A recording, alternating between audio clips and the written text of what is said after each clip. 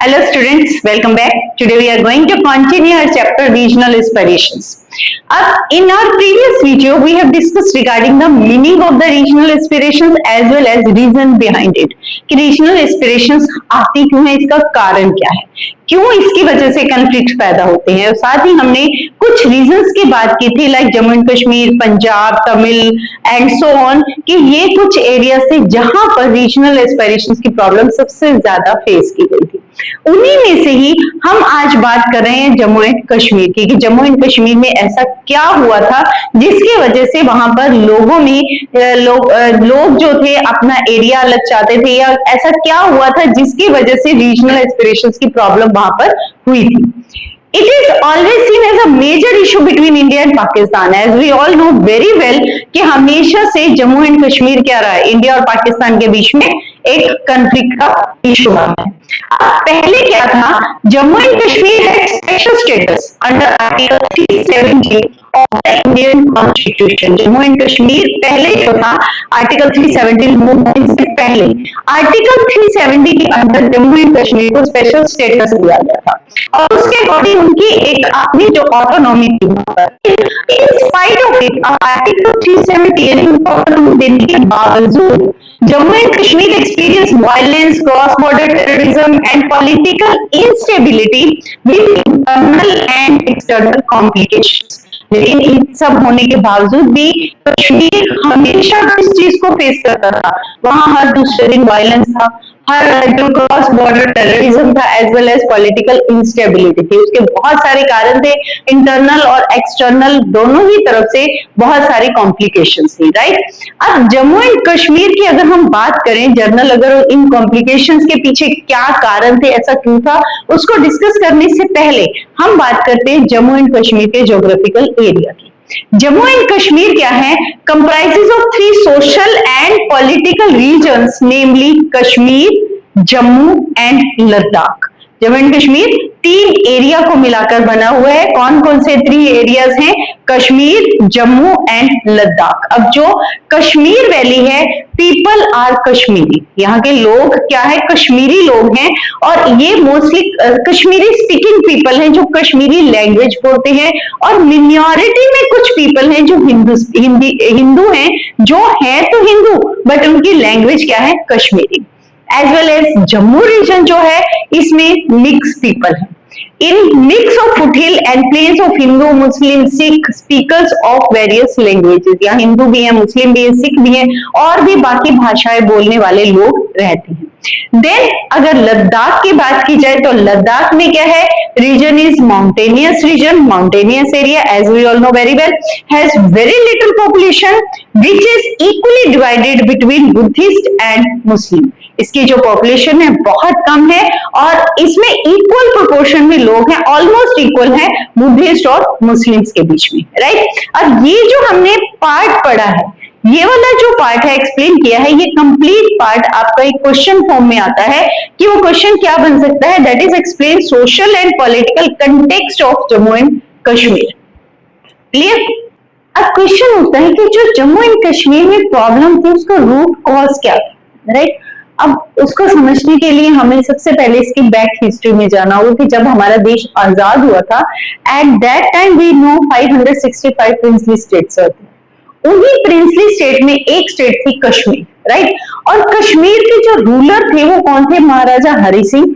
Maharaja Hari Singh did not want to merge with India nor with Pakistan but to have an independent status for his state। वो ना तो India को join करना चाहते थे, ना ही पाकिस्तान को ज्वाइन करना चाहते थे, बल्कि वो अपनी एक खुद की इंडिपेंडेंट स्टेट बनाना चाहते थे। एक तरीके से कश्मीर, जैसे इंडिया डिवाइड होकर एक इंडिया हुआ, एक पाकिस्तान हुआ, तो अब एक तीसरी स्टेट बन जाता कश्मीर, राइट। तो वो अपने अलग स्टेट बनाना चाहते थे, जबकि जो पाकिस्तान था वो ब्रिटिशर्स के द्वारा डिसाइड की बाउंड्रीज को नहीं मानता था, राइट। उसका क्या कहना था, Pakistani leaders thought that the Kashmir region belong to Pakistan since the majority population of the state was Muslim. वो कहते थे क्योंकि कश्मीर में मेजॉरिटी ऑफ जो पॉपुलेशन है वो मुस्लिम है, इसलिए कश्मीर किसका हिस्सा है, पाकिस्तान का।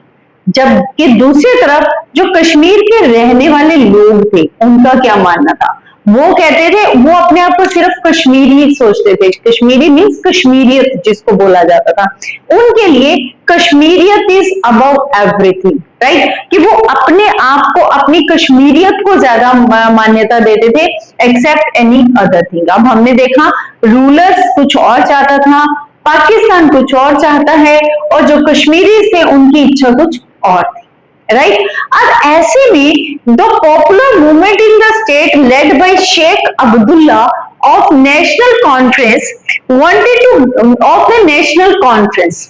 अब शेख अब्दुल्ला ने एक पॉपुलर मूवमेंट स्टार्ट किया, जो कौन सी पार्टी को लीड कर रहा था?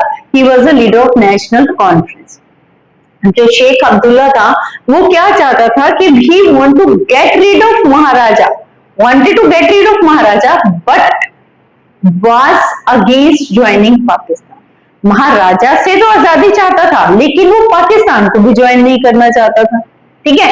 तो National Conference was a secular organisation and had a long association with Congress, as we all know very well, कि जब पहले नेशनल मूवमेंट्स चली थी, आजादी के लिए जो लड़ाई थी, उसमें National Congress was only one organisation, उसमें हिंदू मुस्लिम सब मिलकर काम कर रहे थे। लेटर ऑन उनमें जो था मुस्लिम लीग अलग बना and so many other parties, जो बेसिकली उनका रूट कहाँ जाता है? कांग्रेस में। तो ऐसे ही जो नेशनल कॉन्फ्रेंस थी, इसका भी रूट कहाँ था? कांग्रेस में इटसेल्फ, राइट।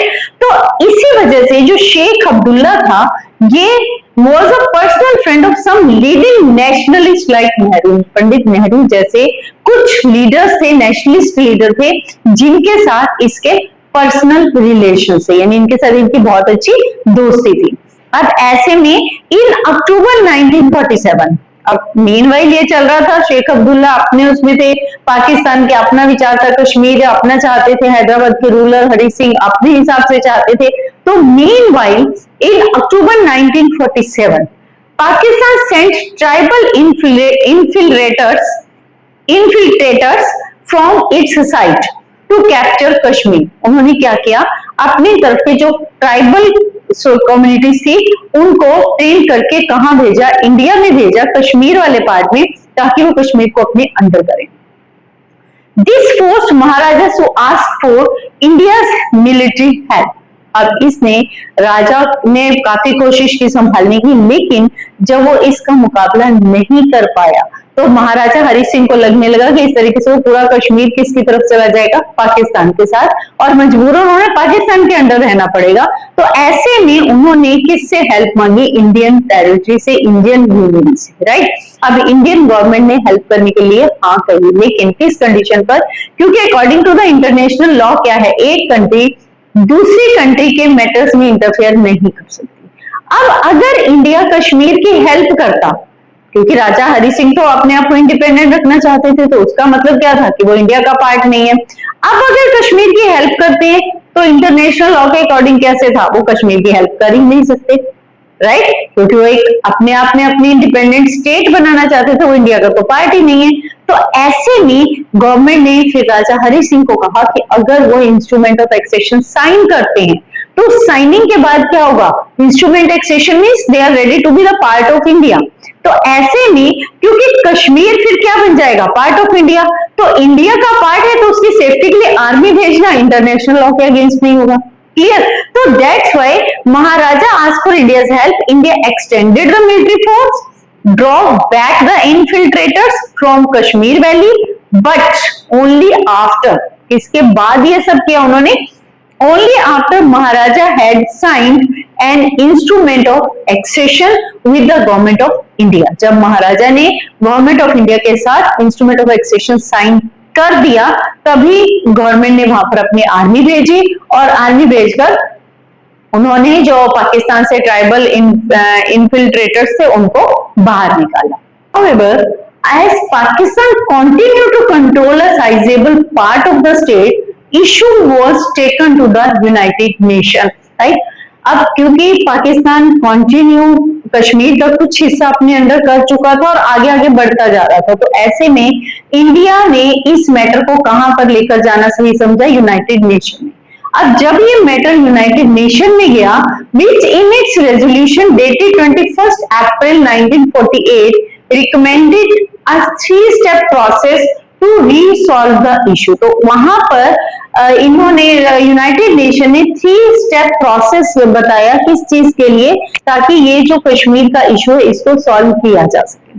अब यूनाइटेड नेशन ने कौन सा 3 स्टेप प्रोसेस बताया to solve this issue? First था उसमें, first was Pakistan had to withdrawn its entire nationalities who entered into Kashmir. जितनी भी पाकिस्तान की तरफ से जो ट्राइबल इनफिल्ट्रेटर्स जो पाकिस्तान की तरफ से कश्मीर में एंटर हुए थे, उन सबको पाकिस्तान वापस बुलाएगा। दूसरा, इंडिया के लिए क्या कहा? India needed to progressively reduce its forces so to maintain law and order, कि इंडिया भी अपने फोर्सेस को कंपैरेटिवली थोड़ा सा कम कर ले, वहां से वापस बुला ले, ताकि वहां पर लॉ एंड ऑर्डर को मेंटेन किया जा सके। तीसरा स्टेप क्या बताया उन्होंने? अब plebiscite was to be conducted in a free and impartial manner. Plebiscite क्या होता है? पेल्बिसाइट में जब लोगों से डायरेक्ट उनके व्यूज लिए जाते हैं, डायरेक्ट वोटिंग होती है कि व्हाट दे वांट, क्या वो इंडिया में आना चाहते हैं या पाकिस्तान में जाना चाहते हैं, वो किसको अपना रूलर बनाना चाहते हैं, या वो इंडिपेंडेंट रहना चाहते हैं, राइट? तो वो पेल्बिसाइट वहां पर कंडक्ट करवाया गया कि जिससे ये मालूम पड़े कि वो जो वहां के सिटीजन्स हैं, कॉमन पीपल है, उनकी इच्छा क्या है। अब चाहे पेल्बिसाइट करवाया गया, मैक्सिमम लोगों ने इंडिया में आने को ही प्रेफर किया, लेकिन उसके बावजूद however no progress could be achieved under this resolution। चाहिए 3 स्टेप रेजोल्यूशन दिया गया, लेकिन इससे कुछ बहुत ज्यादा हालात में परिवर्तन नहीं आया, कोई प्रोग्रेसिव रिजल्ट इसका नहीं आया। Sheikh Abdullah took over as the prime minister of the state Jammu and Kashmir in 1948 में। 1948 में शेख अब्दुल्ला वहां के क्या बन गए? प्राइम मिनिस्टर बन गए।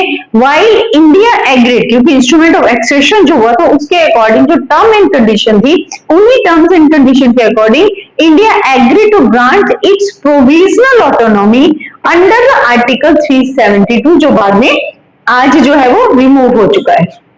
तो अंडर आर्टिकल 372 कश्मीर को अलग से उनकी ऑटोनॉमी, प्रोविजनल ऑटोनॉमी दी गई।